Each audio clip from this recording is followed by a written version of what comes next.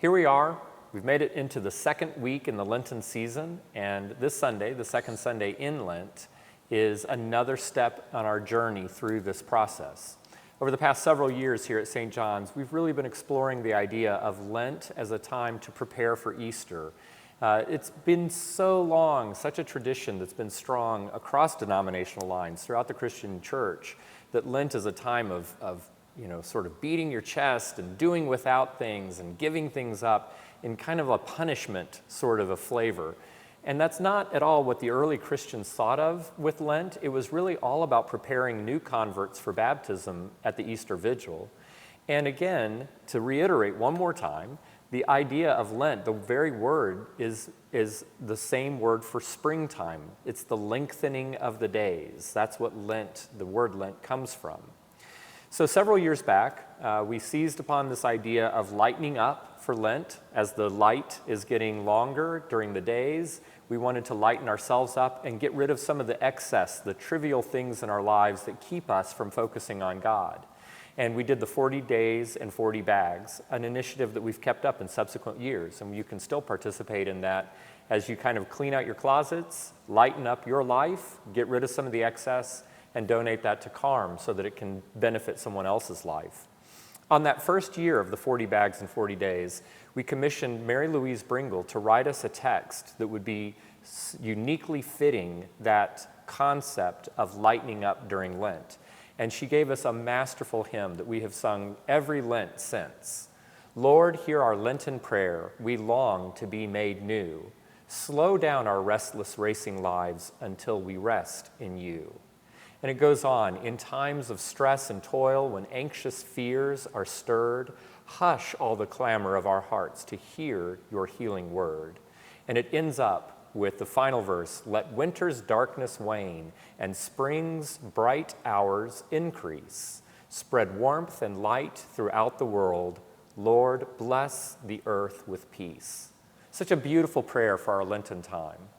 And so we hope that as you sing that hymn, at the sequence, that you really tap into this idea of Lent is for you. If you missed Tom's wonderful sermon last week, I certainly would encourage you to go onto the YouTube channel and look at that broadcast, either at the full liturgy or they also have the sermon as a short excerpt.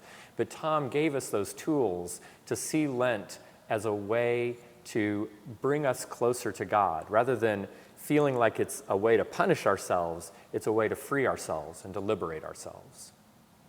So here in the second Sunday in the Lenten season, we'll focus on how that path, that connection to being in unity with God has been well established. And so the epistle lesson talks about how there has been a foundation of faith and that we see that through the characters of the First Testament. And kind of as a response to that, we'll come in singing how firm a foundation is laid, ye saints of the Lord, is laid in the Word.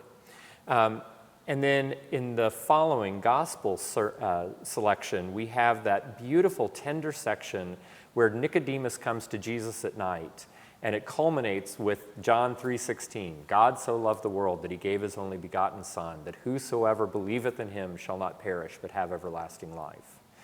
And that idea, though, that God has prepared from the very beginnings of the world, has prepared a connection, a way for us to be in unity with God, to have peace on earth, as the hymn says. And so we hope that you will see that through the prayers and the hymns, all through the service, that there is this idea of God preparing to bring us close into unity. The psalm that's appointed for this Sunday is Psalm 121, which also gets back to that idea. I will lift up mine eyes unto the hills, from whence cometh my help. And at the offertory, we'll be singing this really lush setting by the American composer Leo Sowerby.